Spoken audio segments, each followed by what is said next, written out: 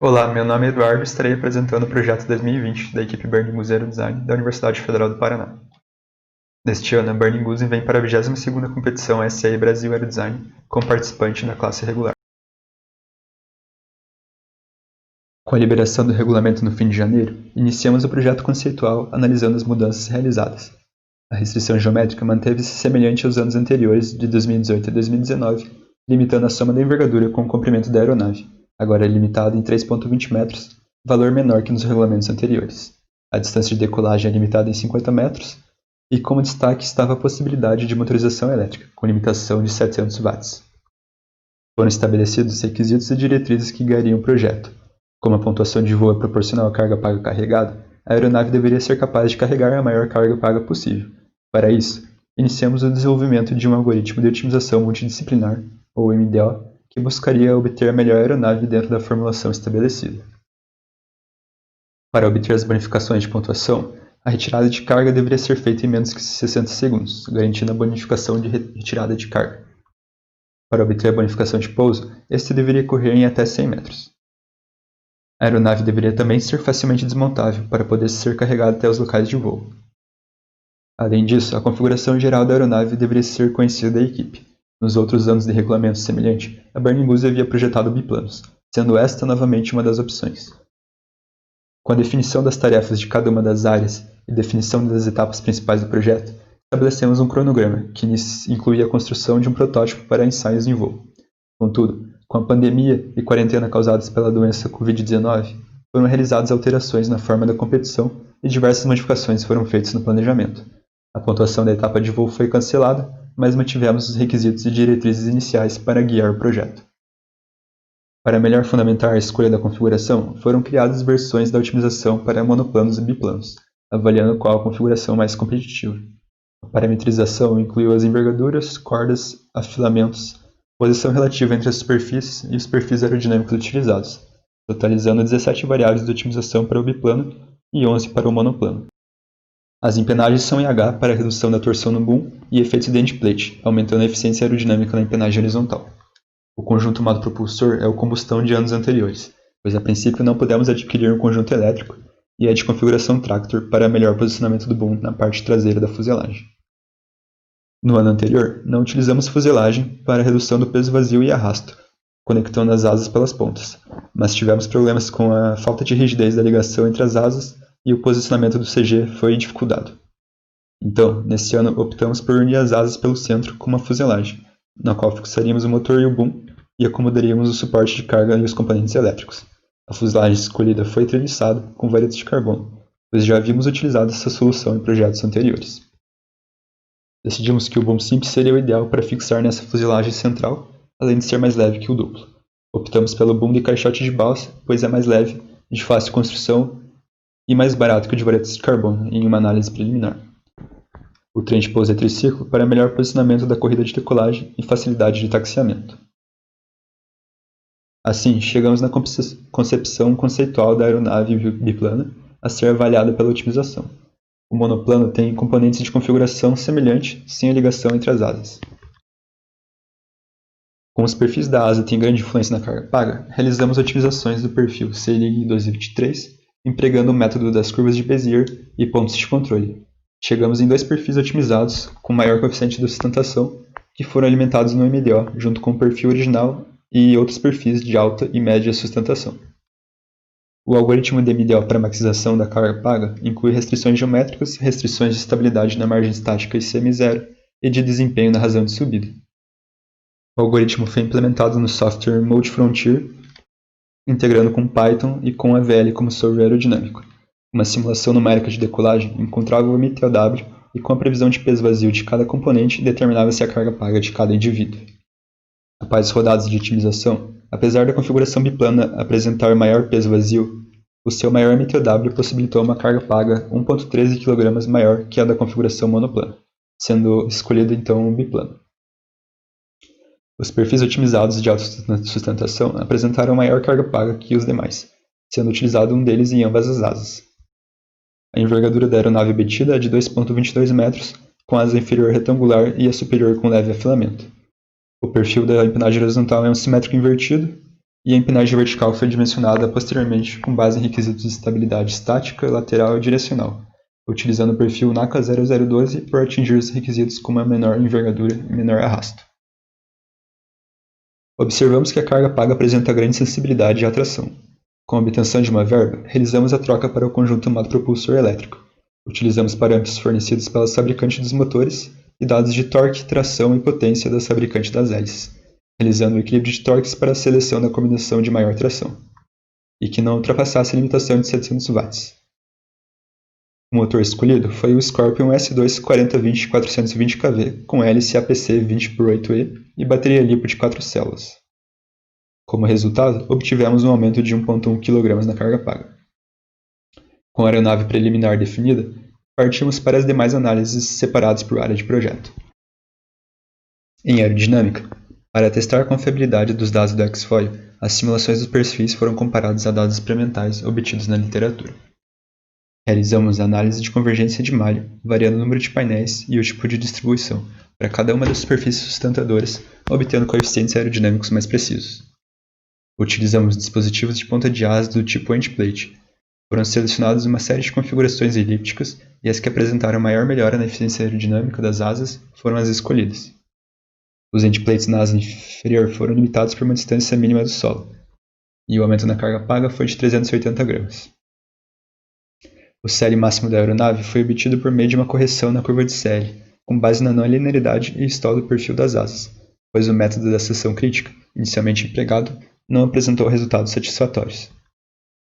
O arrasto parasita foi calculado individualmente para cada componente, através de correções de viscosidade para as superfícies sustentadoras e métodos de estimativa de arrasto para os demais componentes. E foram obtidas as polares aerodinâmicos em voo e efeito solo para as análises de outras áreas.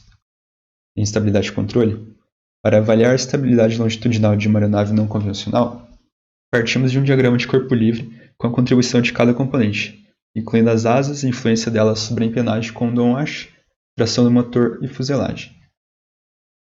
A estabilidade laterodirecional foi garantida no dimensionamento das empenagens verticais, de modo a obter valores de CN-beta e CL-beta dentro do recomendável por Sadri e Gudmundsson. Em estabilidade dinâmica, adotamos os leves da aceitabilidade da norma militar 8785. Todos os modos mostraram-se estáveis em diferentes condições de voo, com exceção do modo espiral. Como ele é um modo não oscilatório e lento, e o tempo para sua amplitude dobrar é superior a 4 segundos, que foi considerado suficiente para a correção do piloto, a sua instabilidade não é problemática.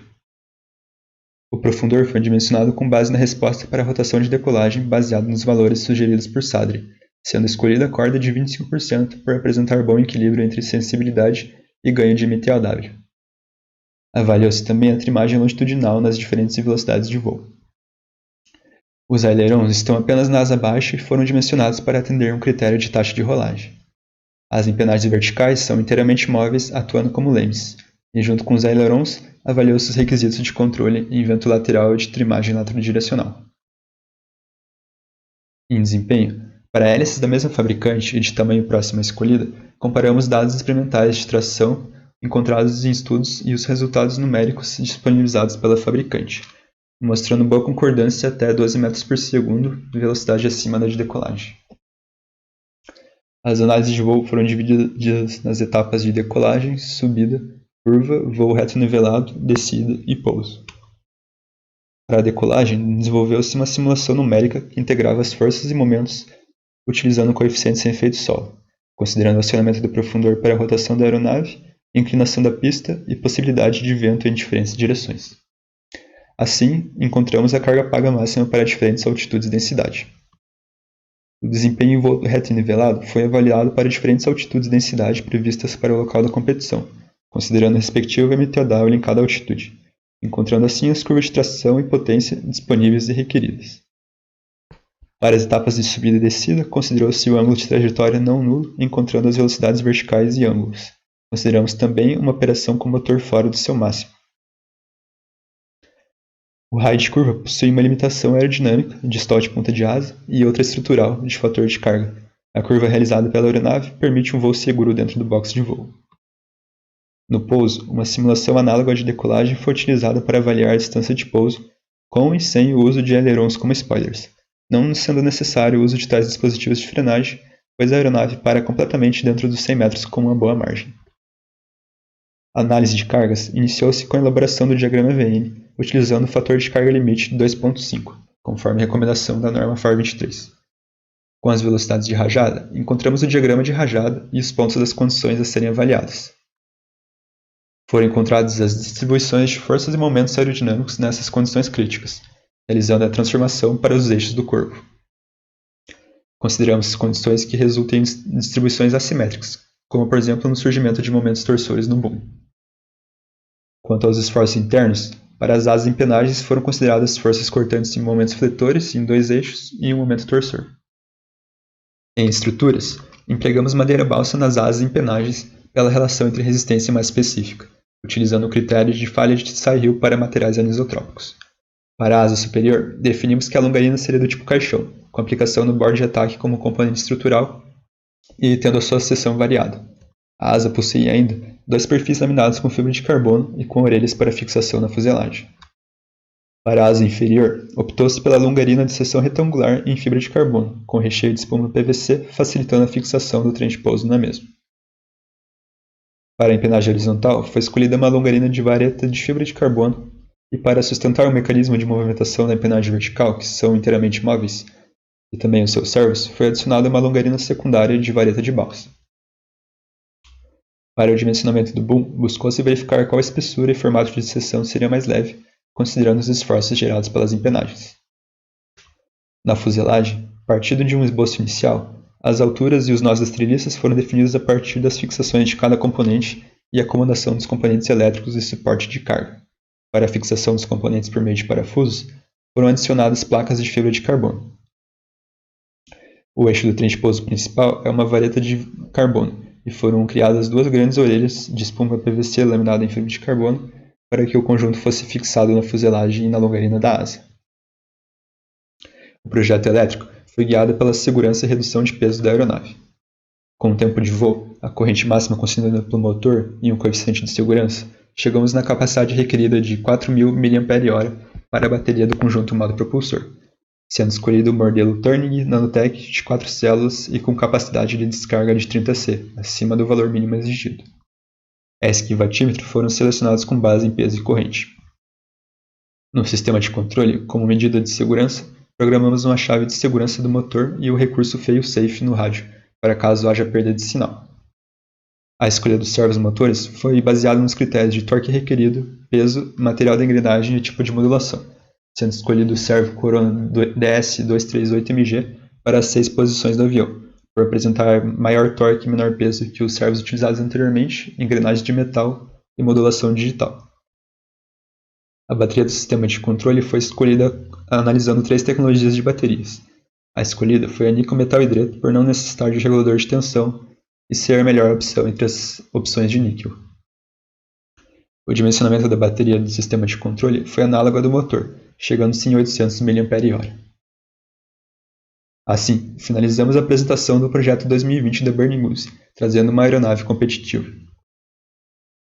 A equipe agradece aos apoiadores da competição, a SAE e a Comissão Técnica, que possibilitam as competições de aerodesign. Agradecemos também aos patrocinadores da Burning Goose. Com as suas ajudas, podemos desenvolver ainda mais nosso projeto ao longo do ano.